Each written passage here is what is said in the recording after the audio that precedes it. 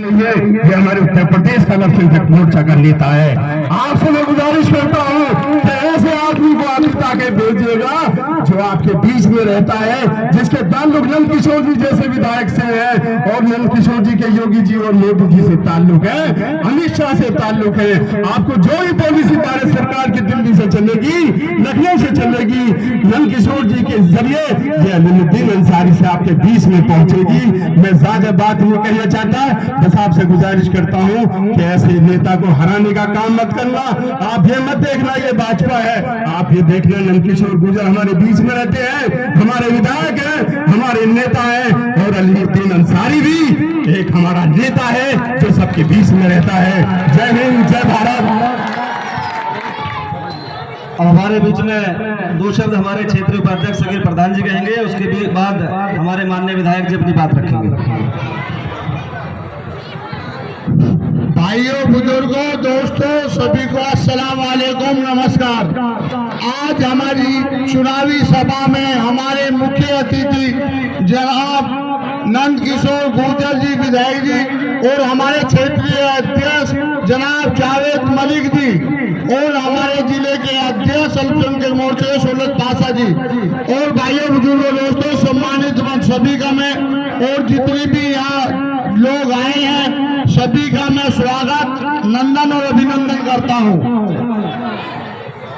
भाइयों, बुजुर्गों, दोस्तों, जैसे आज अलीमुद्दीन साहब भारतीय जनता पार्टी के प्रत्याशी हैं, आपने देखा होगा कि आपके क्षेत्र के आपके अपने भाई हैं।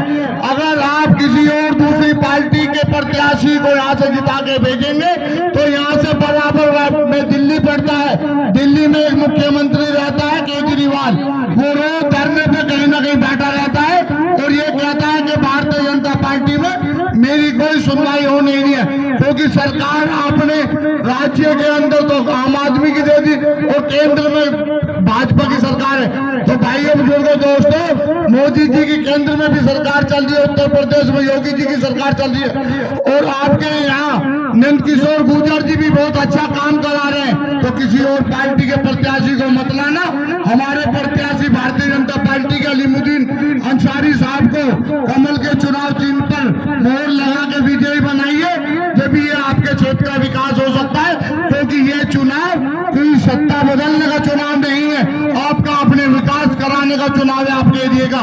तो भाइयों, बुजुर्गों, दोस्तों, याद रखना, कमल का फूल, ना कोई मोल ना कोई चूक, कमल का फूल। धन्यवाद, जय हिंद, जय भारत। अब हमारे बीच में जिनको सुनने के लिए हम भी बहुत दूर से आए हैं और आप लोग भी बहुत देर से इंतजार कर रहे हैं, ऐसे हमारे उत्तर प्रदेश के जाने माने विधायक हमारे बड़े भाई आदरणीय नंद किशोर गुर्जर जी से मैं गुजारिश करता हूं कि आपको संबोधित करें। मुझे तो भाषण देना नहीं आता, आपने इतनी बड़ाई कर दी, मैं बोलूंगा कैसे? आपने शेर सुना दिया और अभी हमारे डॉक्टर परमेंद्र जी ने भी शेर सुनाया, मास्टर राजकुमार जी ने भी कुछ सुनाया होगा। अब संकट हो गया, शेर मुझको आता नहीं, क्योंकि नौनी में कहा जा रहा है कि दो शेर आगे, कहा जा रहा है ना कि दो शेर एक हो गए। सुना आपने? दो शेर बता रहे हैं कि दो शेर एक हो गए। तो हमने कहा हमारे पास वन विभाग की टीम है, शेर को पिंजरे में बंद करके जंगल में भेज देंगे, जंगल में भेज देंगे ना, शेर यहाँ जाएगा तो खा जाएगा। भाई हाई कोर्ट में अभी यहाँ गाजियाबाद कोर्ट में शेर आया था, सुना आपने? सुना कि नहीं? तो उसके आने से कितने लोग घायल हुए। तो नौनी में तो शांति चाहिए ना, और शेर कहाँ से सुनाया जाए?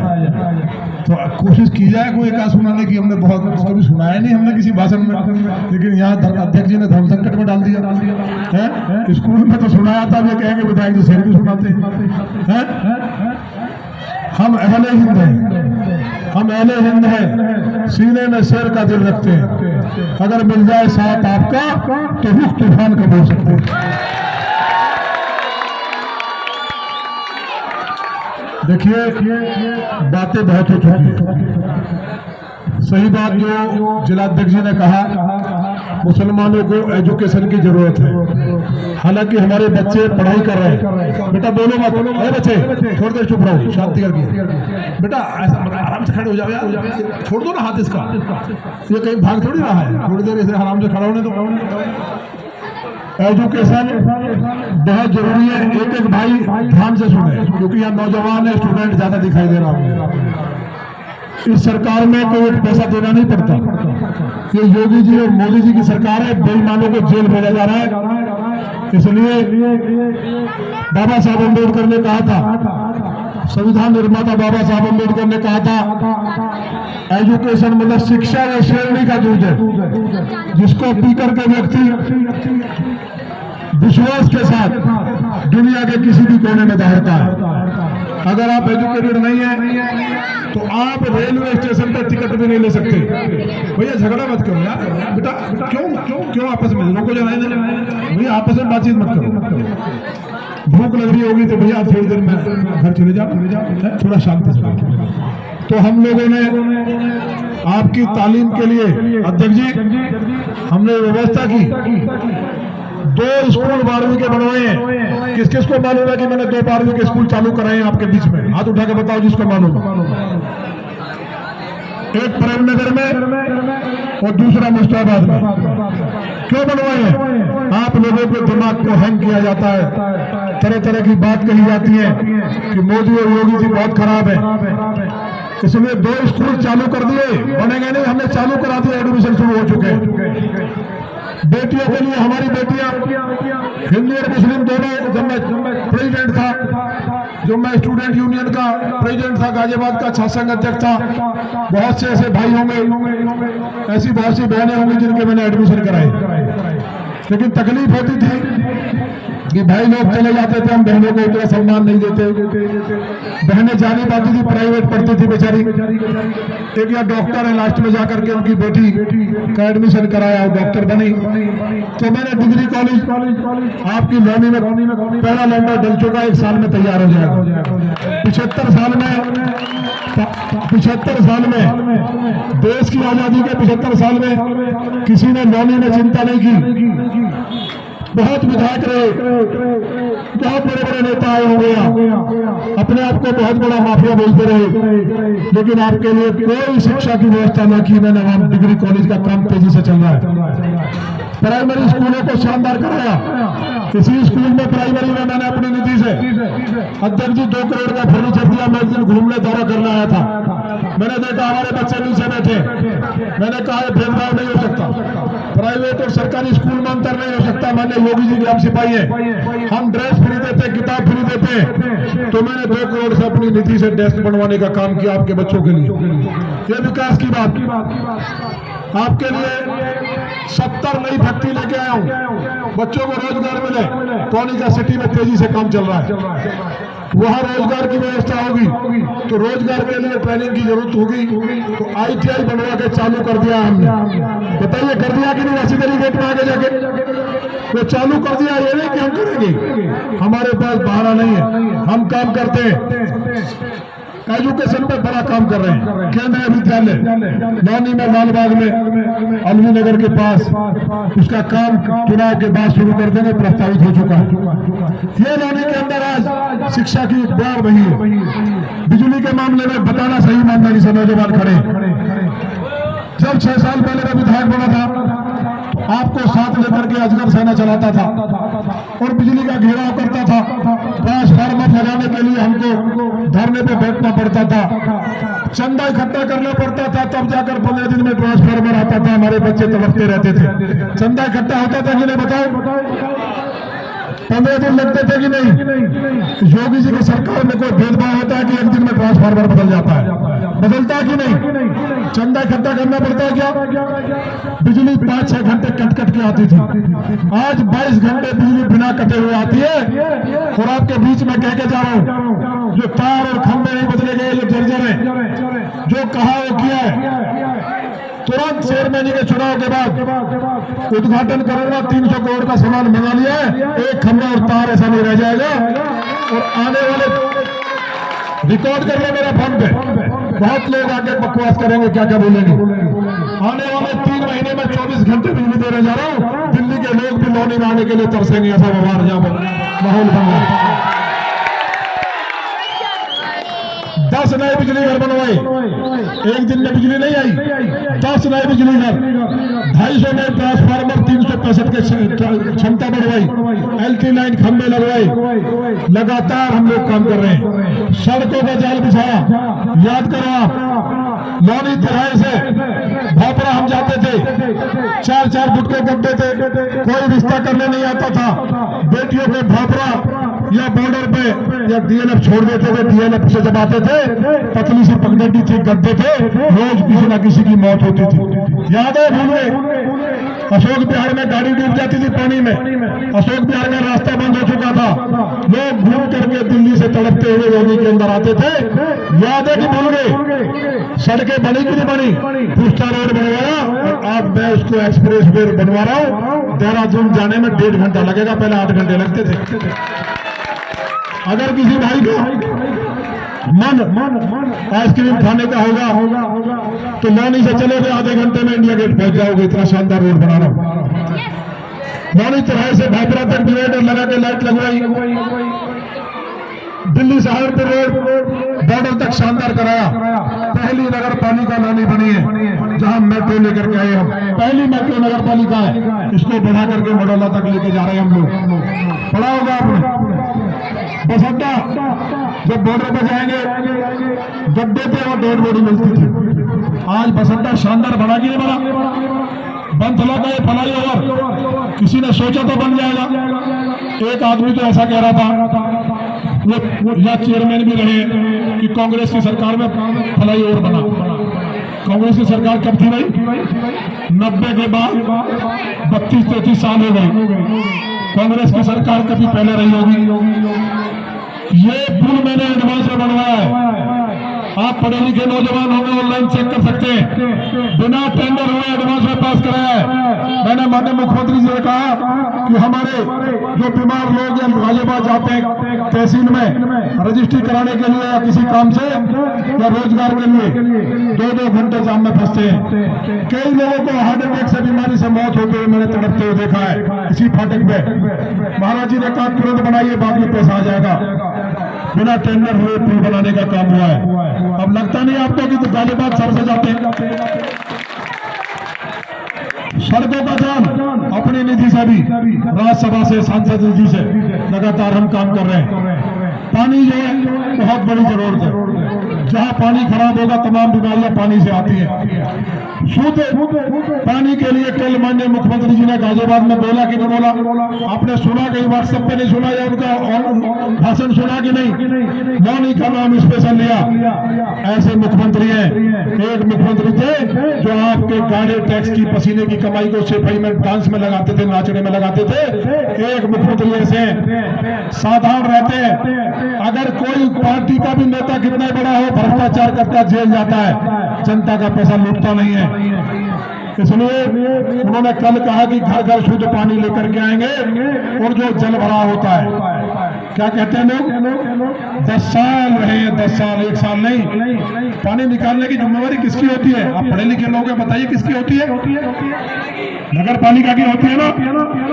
और वो क्या कह रहे हैं? तो जवाब लो, विकास कर दिया। जब नहरें चल रही है, लोग गिर पड़े, वीडियो चल रहे कि ये विकास हो रहा है। शर्म आती है मैं लौनी का विधायक को जब देखता हूँ पानी भरा हुआ, उसके बावजूद जीडीए से और PWD से अपनी निधि से कई नाले बनवाए, जिसके बाद 8 घंटे में पानी निकल जाता। 15 दिन तक हम लोग लौनी में डूबते थे।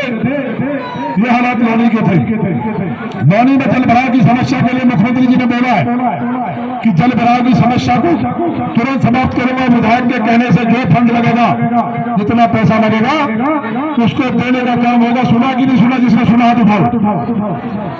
जब सुना है, मेरे मुख्यमंत्री बिना भेदभाव के राशन दिया कोरोना में 2 बार, लगातार 3 साल से 2 बार मिला कि नहीं? हाथ उठा के बताओ।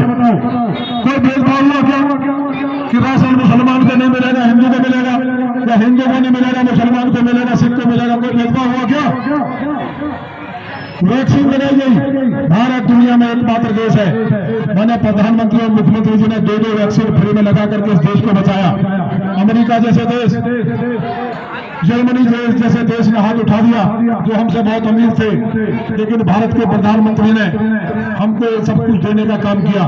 तो बिजली का, सड़क का, पानी का और शिक्षा का और चिकित्सा का मामला, एक भी अस्पताल नहीं थी लौनी में। एक CHC छोटा सा पानी में डूबता था कि नहीं? पानी में डूबता था बारिश होते ही। हमारी गरीब माताएं बहनें भाई वहीं जाते थे। 50 बेड का काम शुरू कर दिया और 50 बेड का हॉस्पिटल बना के तैयार कर दिया 100 फुट रोड पे। आप जाके देखिए नीलम फैक्ट्री पे, नीलम फैक्ट्री पे शानदार हॉस्पिटल किस किस ने देखा? हाथ उठा के बताओ। जिन्होंने अस्पताल देखा नहीं, फैक्ट्री पे हाथ उठा के बताओ। नहीं देखा तो कल चले जाना। वही कॉलेज बनवाया है, वही बहुत शानदार हॉस्पिटल बनाया है। क्यों बनाया? केजरीवाल ने मना कर दिया था कि इलाज आप लोगों का दिल्ली में नहीं होगा, यूपी वालों का। अपनी खांसी ठीक कराने कर्नाटक जाते हैं और हमारा इलाज नहीं होगा। हमने कहा था कि दिल्ली का पानी रोक दूंगा अगर हमारे लोगों का इलाज बंद किया, लेकिन हमने सोचा कि ये कहने से काम नहीं चलेगा। तत्काल हॉस्पिटल बनवाया मुख्यमंत्री जी ने। तमाम काम हुए, क्या क्या गिनवाओ। लगातार सीवर का काम चल रहा है। एक और कहा महाराज जी ने कि सीवर, अध्यक्ष जी सीवर के लिए महाराज जी ने बोला, सबने सुना होगा, मैं नहीं कह रहा, और जिम्मेवारी ली।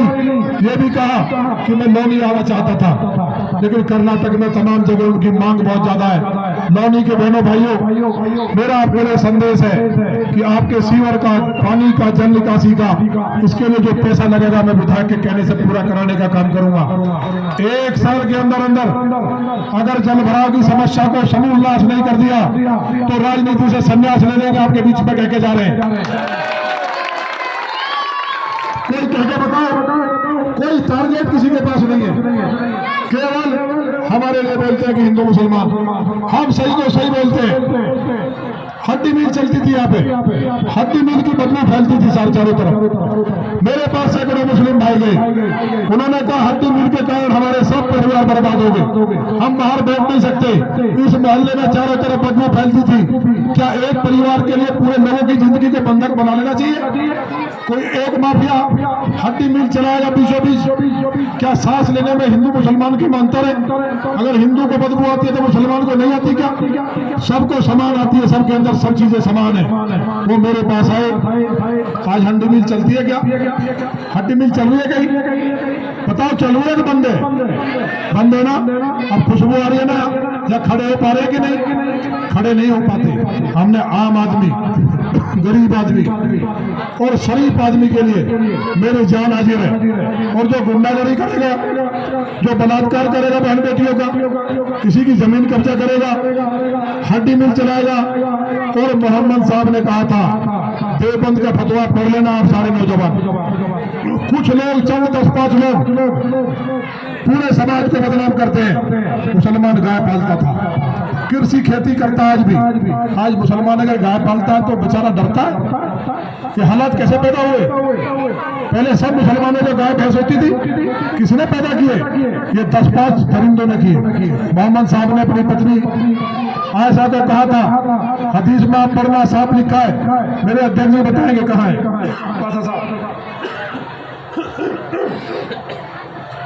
हदीस में साफ लिखा है, आप पढ़ लेना कि गाय का दूध शिफा है, ये बीमारियों को दूर करता है, इसका मांस बीमारियां फैलाता है, इसलिए इसकी रक्षा करना। ये मोहम्मद साहब ने कहा था। तो मोहम्मद साहब को नहीं मानते? क्या वो इस्लाम के हो सकते हैं? फिर देवबंद ने भी फतवा जारी किया था कि हम एक दूसरे का, मजहब का हमें सम्मान करना चाहिए। अगर इस्लाम में कोई चीज ऐसी है तो उसका हिंदू को सम्मान करना चाहिए और हिंदू को मुसलमान का करना चाहिए। ये चीजें अलग हुई विकास की। आप याद करो कि आसू मलिक कहाँ गया? बताओ, वो परिवार नहीं रहो, वो परिवार जला था गाड़ी में। मैंने राजनाथ सिंह को लेके आया था, कितने लाख दिलवाए थे मैंने? बताओ, उस परिवार को कुछ नहीं कर सकते थे, आंसू पोंछने का काम किया था। कितने दिलवाए बताओ? 27 लाख। 27 लाख रुपए दिलवाए थे उस गरीब परिवार को। यही की बात है, वो गाड़ी चली थी। तब किसी ने नहीं कहा, तब भी मैं भाजपा में था। एक हमारे चिरौरी का भाई,